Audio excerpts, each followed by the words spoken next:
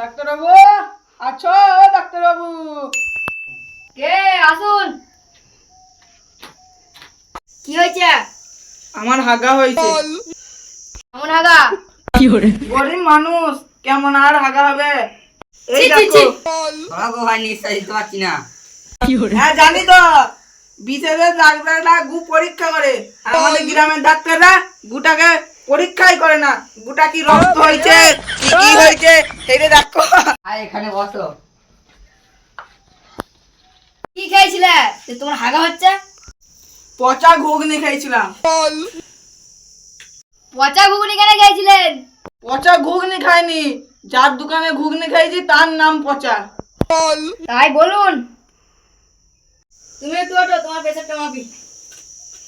টেবিলে ওর হাতে রাখুন। আপনার তো লো প্রেসার 600 করে 900। প্রেসারটা ছাড়া তাছাড়া সব কিছু ঠিকই আছে। তুমি এবার বসো। দেখি তোমার জিভটা দেখি। উরে বাবারে! তোমার লিভার ডাউন, কিডনি প্রোনাউন, ফুসফুসে ড্যামেজ, ওর জীবনে হবে না আমেজ। তাছাড়া তোমার সবকিছু ঠিকই আছে।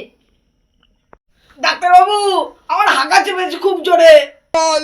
পায়খানাটা দেখি নাও।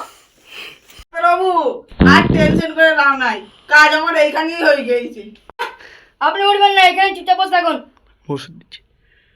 আমি ওষুধ দিচ্ছি। মিরাজ, ওষুধগুলো দাও। এলেন।